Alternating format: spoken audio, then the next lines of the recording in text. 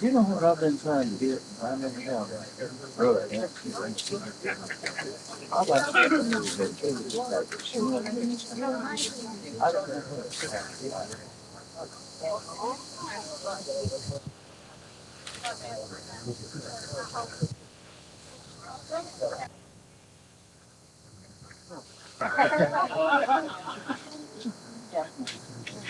I'd like to welcome the friends, family, and shipmates of John Natysyn and the USS Lowndes. It's on behalf of the Admiral Nimitz Museum and Foundation. My name is Helen McDonald. I'm curator of exhibits and programs for the Nimitz Museum and the symposium director. Unfortunately, Admiral Grosjean is unable to be here. He is out of the country at this time. He's the executive director of the Admiral Nimitz Foundation. Bruce Smith, the superintendent of the museum, is out of the state, and therefore I'm here on behalf of both the museum and foundation. Would you please stand now for the Pledge of Allegiance? I pledge allegiance to the flag of the United States of America and to the republic for which it stands, one nation, under God, indivisible, with liberty and justice for all. Thank you. Please be seated. It is most appropriate for the dedication of the plaques in memory of John Natysyn, lost aboard the USS Franklin, and that of the USS Lowndes, with the losses of Donald Bowman and Norman Richards at IWO JIMA, to be here at the Admiral Nimitz Museum. This is the only museum with a single focus of telling the story of the war in the Pacific, your war. And as such, I would encourage you to consider the museum as the permanent place for your World War II memorabilia, papers, photos, and orders. If you do have items that you would like to donate, I hope you'll contact Paula Ussery or Jeff Hunt with the curatorial department of the museum. The museum continues to grow and expand. At this time, we cover in excess of 9 acres. I know you visited the History Walk earlier. Here within the museum proper, we have 3 floors of exhibits. I hope you have an opportunity to see them. You know, you can come and go through the day, and if you save your tickets and you're in town, you're welcome to use them again tomorrow. Don't miss the 2nd floor. That is the heart of our museum, and its sole purpose is the Pacific War. The other side of the memorial wall where we have our plaques is a beautiful garden of peace. This is a garden that was a gift from the people of Japan. It was given out of admiration and respect for Admiral Nimitz. Directly behind you is the soon-to-be completed Plaza of Presidents and George Bush Gallery of the Pacific War. Here the plans are to develop the state-of-the-art exhibits that would bring alive the Pacific theater of action to life with sounds and sensory elements that will communicate with young people of today and tomorrow. Also planned is the Center for Pacific War Studies, which will be the repository for books, documents, manuscripts, diaries related to the war in the Pacific. This will be the academic and educational hub of the museum. And I hope you can see that we truly are going forward in a positive and productive way, keeping your story here for today and tomorrow's families.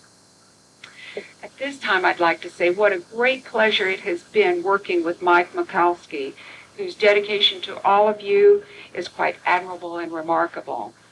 And I thank you for the privilege of being here with you all today. I hope you enjoy your visit and that this is a memorable experience for all of you. Thank you.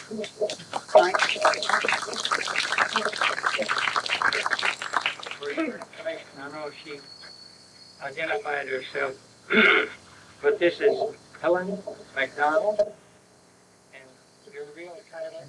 Oh, I'm curator of exhibits and programs. Right. Not And- wounded duck. Yeah, I was just going to lead up to that. Just right after the VJ, which celebration, VJ Day celebration here, was 2 days. Terrific parade one day, and a reenaction of the war that you wouldn't believe the second day. Bombs dropped, real that shook the earth, machine guns, bunkers, they had the works. Airplanes, yeah, airplanes. The parade had planes going down Main Street, circling, and then coming up and crossing over. You had them at 2 levers, same time. It was exciting. It was a great day. It was fabulous. We had 9 Medal of Honor recipients here for Pacific War action. President Bush, Governor Bush, and their lovely wives. It was a wonderful day, and it was all paying tribute to you. I wish you all could have been here. I hope some of you were. Well, and a couple of those guys that had support, Eddie Alberts and, Yep. and Nick Rock. Cliff Roberts. Yeah. It was a great day, folks. Thank you. Thank you. It's a great day for us. Because of this dedication, that our attendance today is what it is. About twice of what we had last year. Last year's tour wasn't good. But for this reason, and for the other reason, is because we have the families with us. So before we leave today, I want all of you to come over here and visit with, excuse me, Norman Robert Richards' mother, Miss Florence Richards, his sister, Virginia Duncan, and Wally, or Wallace, he likes to be called Wally Richards, and his wife, Jackie. Also, but Bowman's nephew, Hailing, is here. He was with us last night. And we're happy for that. And then for Natysyn, we have his brother here, Nick Natysyn, with his wife. And Nick was supposed to be on his reunion in his outfit. Today, he gave that up to be with us today. So that means importance here. So the next thing I'd like to do is to have the dedication of the commissioning pendant from the USS Lowndes to the Admiral Nimitz Museum. And it's going to be done by our captain's son, Mr. Charles Purdue. Helen McDonald will receive this for the museum.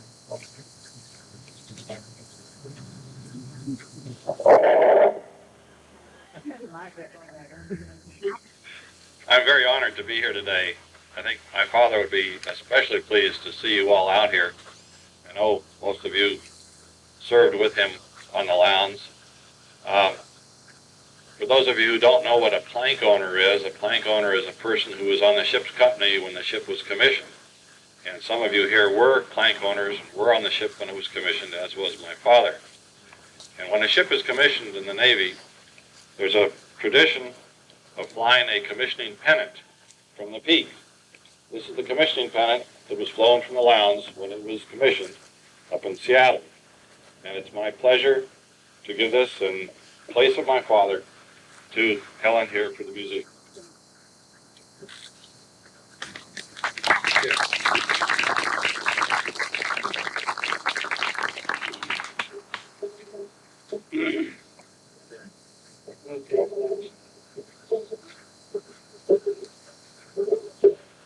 The next thing we do have on our list here is to pay tribute to Donald Bowman. And for that, we will have James G. Davenport, who was one of his friends, and he, I understand, was pretty close by. So I'll let him tell you about his story.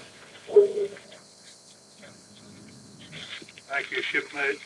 Ladies and gentlemen, My name is Jim Davenport. I was a member of the crew of the APA USS Lowndes, and also the Beach Battalion A, Platoon 15, which went on the beach at Iwo Jima on February 20th, 1945. When we trained for the Beach Battalion, we were stationed at Camp San Luis Obispo, California. We trained with the Coast Guard at Pismo Beach. All of us were strangers to each other, and it was there that I met and got to know Donald Bowman and Norman Richards, along with all the other 45 men of the platoon, on May 4th, 1944. So I had known them about 9.5 months until that fateful day of our lives, February 20th, 1945.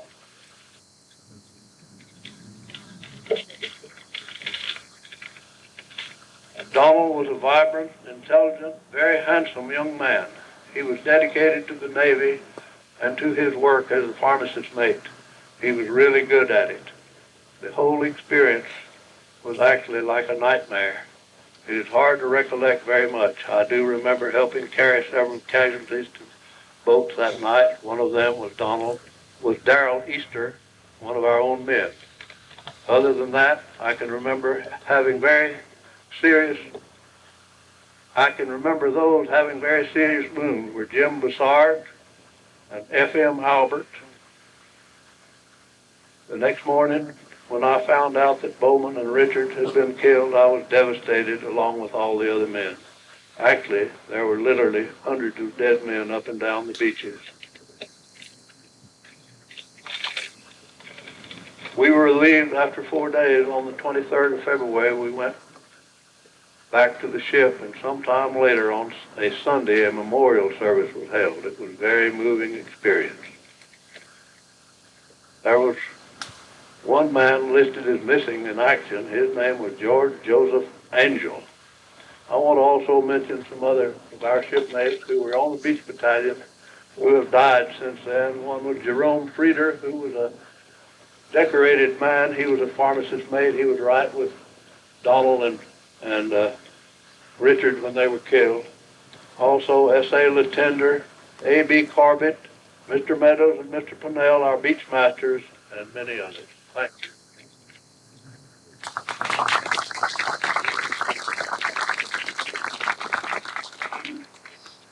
And now a tribute to Norman Richards by Fred Franklin.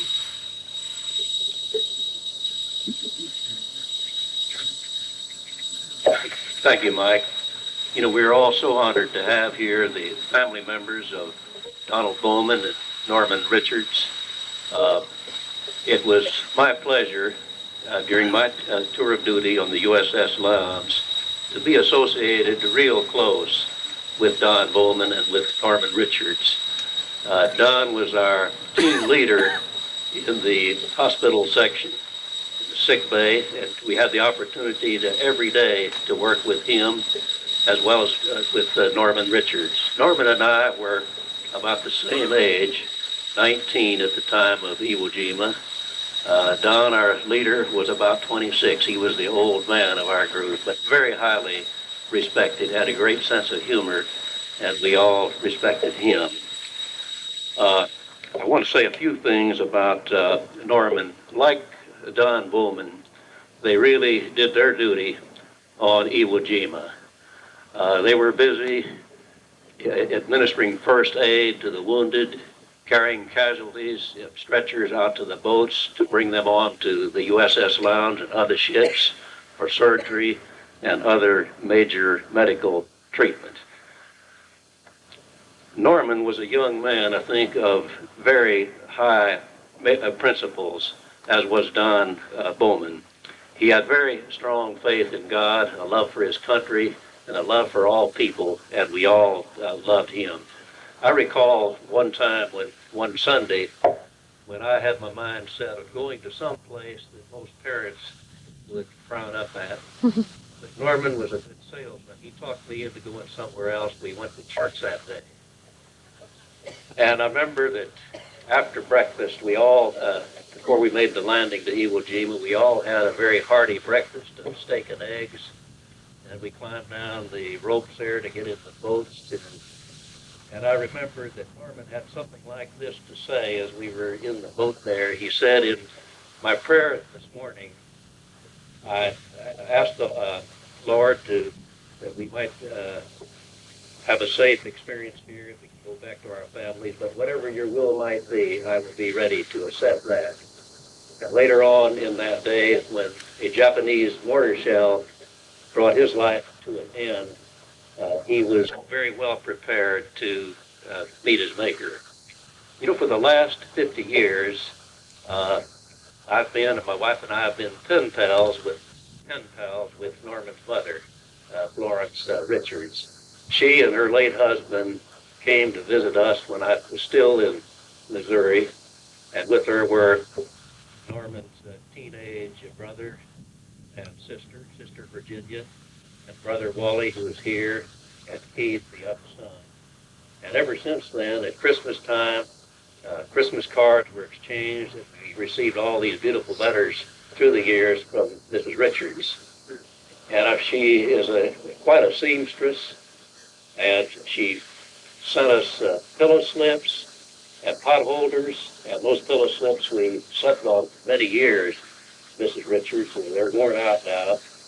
But in a little table beside our front door, there's a vase of flowers, and underneath that flowers is a doily that Mrs. Richards crocheted after she was 90 years old. I know that's a sin to mention a lady's name. Mrs. Richards is 95, but when all you ladies get up to that age, you will be proud to say how old you are, I believe. You know, this past June, we finally went to visit Miss Richards, Roberta and myself in Nebraska City. We had a wonderful visit with her and with Virginia. They took us on a little tour of the town there in Nebraska City. We stopped at the courthouse square, and not too long ago, a very beautiful memorial was erected there to honor veterans of wars. And inscribed on that memorial there is the name of Norman Richards, and also his uncle, who died too in World War II. You know, the Richards family and the Bowman family are special people, and that's why Donald and Norman were special people on our USS Lowndes that we honor today. You know, thousands of Americans died in service of our country in World War II. But today, I think we're paying tribute to our two special heroes from the USS Lowndes, who did not die in vain, who made the supreme sacrifice at IWO JIMA. I guess altogether we had about 550 people in our crew, and when we had troops aboard, that number went up to about 1,800 sometime. All of us were not able to have the privilege of working directly with Norman and with Donald, but all of us, I think, now in this USS Lowndes Reunion group feel very close to both of those, because through the years they've been an inspiration, I think, to all of us, and we've been the beneficiaries of that experience. So it's a great privilege for us to have them here today for this ceremony. Thank you all.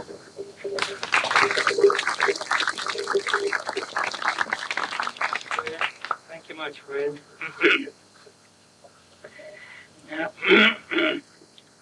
and I did want to say one other thing about, we're going to honor now John Natysyn, and he had a sister who is Mary Schaefer, Cliff's wife, and she had 5 brothers. All 5 were in the service, and I think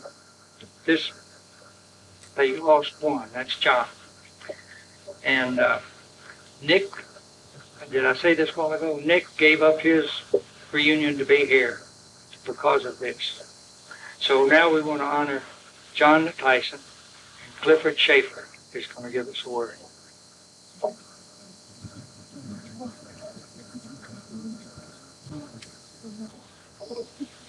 Thank you, Mike. And thank everyone for letting us honor John with their Lowndes Reunion. John Natysyn was the oldest of seven children, 5 boys and 2 girls. All 5 were in the service, 3 in the Army. Mike in the Air Corps, Steve in the 7th Army, and Nick in the 136th Infantry. 2 in the Navy. Charles was on the aircraft carrier USS Ticonderoga, and John on the aircraft carrier USS Franklin. John was born April 25th, 1919, and enlisted in the Navy December the 18th, 1941, to serve his country. He was an aviation ordnance mate first class. He was killed March 19th, 1945, when the carrier was hit by 2 Japanese bombs. I am told he was vigorous and full of life, and always ready to help a friend. John, I didn't know you, but I wish I had. I salute you and all Americans who gave up their lives so the rest of us could be free. God bless you, and thank you.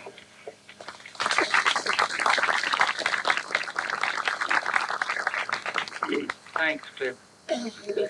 Now, I would like to have members of the families of those boys we lost to come forward, please, for the unveiling of the plaques.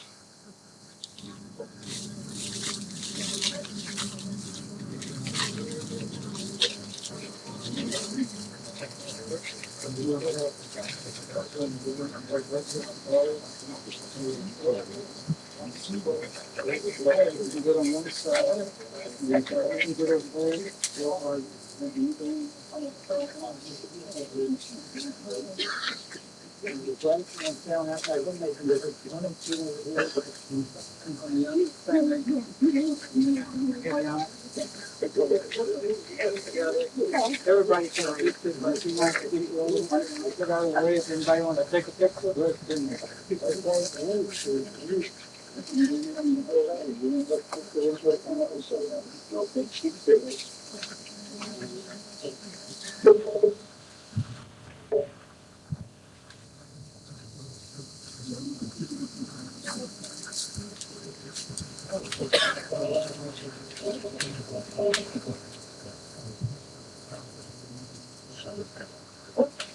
Okay, all righty, folks. If you will, as you get ahead of the crowd over there in your name, you just put it over there, over the wall, over the in the front, and the height from here.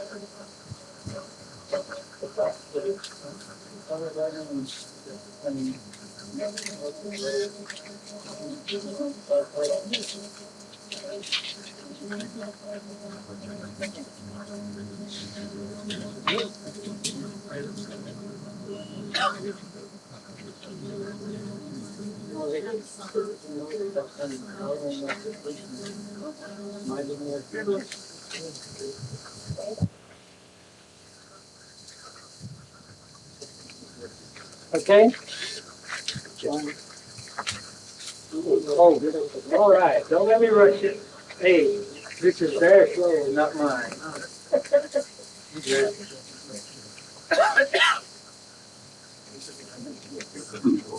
I don't know. Okay.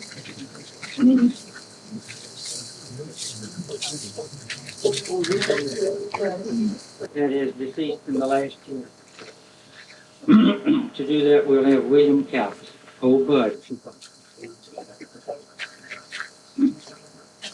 You know, I don't really need this, but I was on allowance for 14 months. And none of my shipmates ever helped me as much as they did when they see me with a cane. So it's my sympathy crutch. You know, I was on allowance for 14 months, as I said. And this is the first time that I've had to announce the deceased for the past year. It becomes a painful duty to mention these that have passed away since our San Diego reunion. Ed Bensey, Roy Collins. Oh, you suppose we could stand up and tribute to them, please?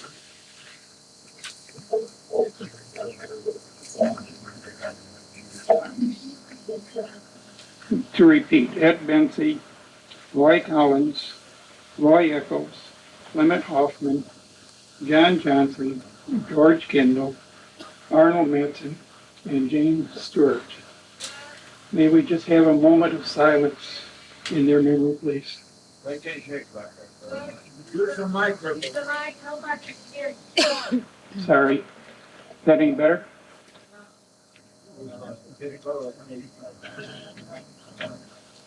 Do you want me to repeat it? Well, shall we have a moment of silence in memory of them, please?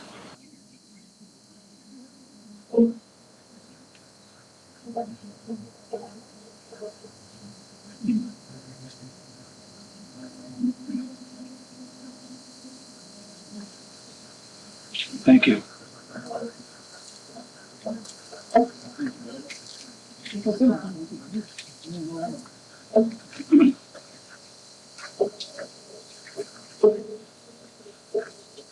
We will now have the benediction. Well,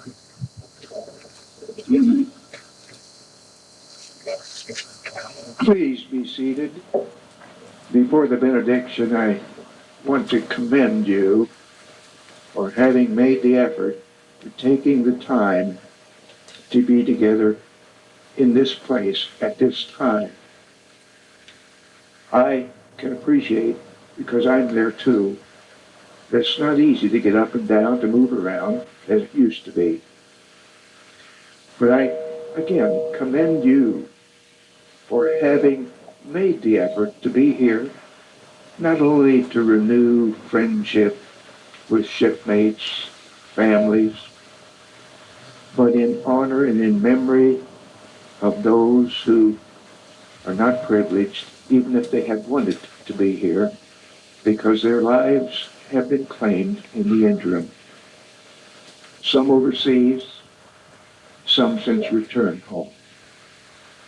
It is indeed a privilege to be able to meet at a place like this, and again, I can't help but give expression of appreciation to Helen McDonald, Monty Marshall, all the others who are involved with the Nimitz Museum and Foundation for providing the occasion for groups to be here in remembrance of the past.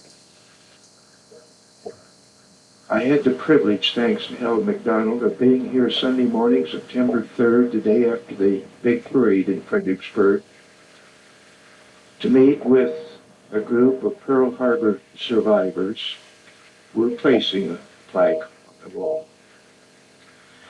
It was after that ceremony had concluded that one of the Pearl Harbor survivors came up to me and handed me a small plastic bookmark in which was printed part of the prayer by a naval chaplain in the 50th anniversary of IWO JIMA.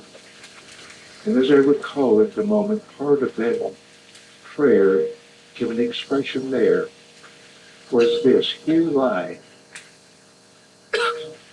those who came from many different backgrounds, black, white, brown, red, you name it. Here lie those who come out of the background of many different faiths, Protestant, Catholic, Jewish, and others. Here lie those who, in the course of their lifetime, be described in many, many ways.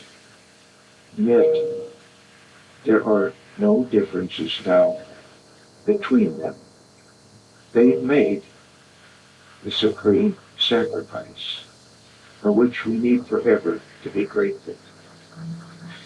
One thing that impressed me in this year, 1995, with the 50th anniversary, both of the completion of the walk in the European theater as well as in the Pacific theater, is the many occasions we've had to read accounts of survivors of their experiences, whether in Europe or in the Pacific. Many accounts that recall the tremendous sacrifice of life in all those areas, all in the hope that we might keep faith with them, that freedom might forever be precious, we might forever give thanks to our Lord for the glory of life itself.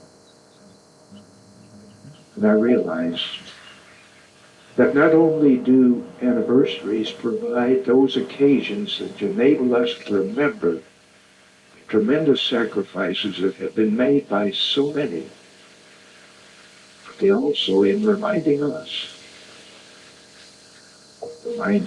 to share those experiences with our families, and especially with our grandchildren.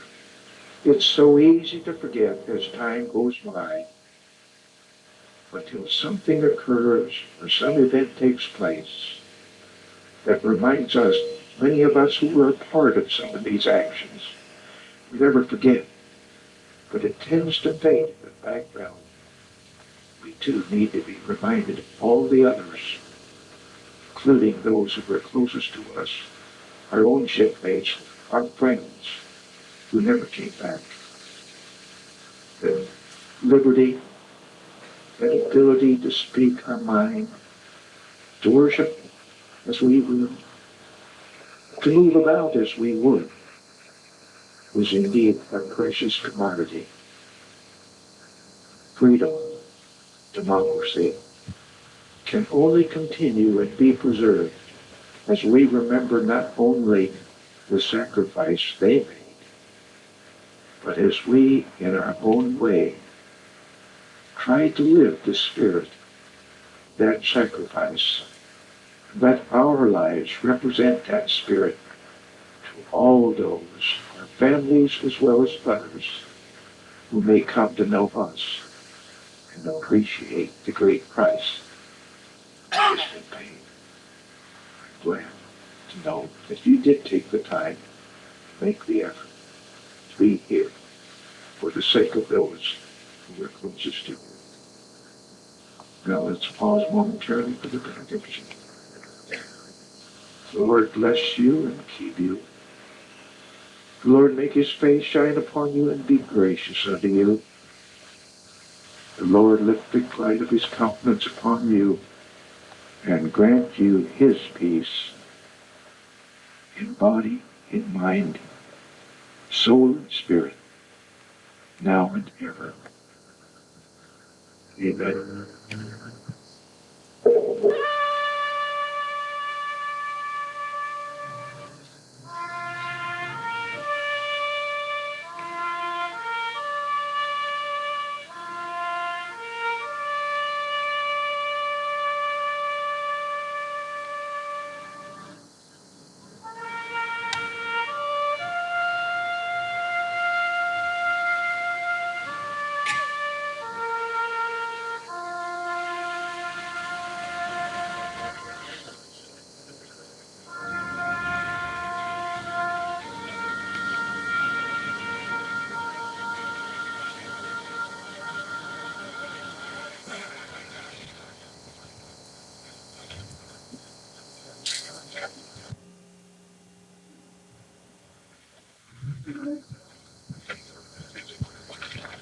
Thank you, folks.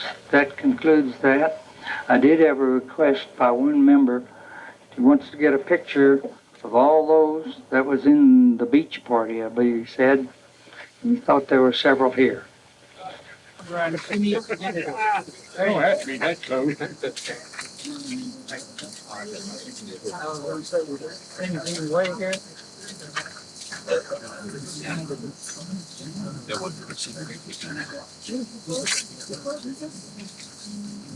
Hey, cheese. Didn't go down at the same time. My aunt was a real rich nut too. Since she shot my uncle, he knew everything about it. It was a funeral picture of it.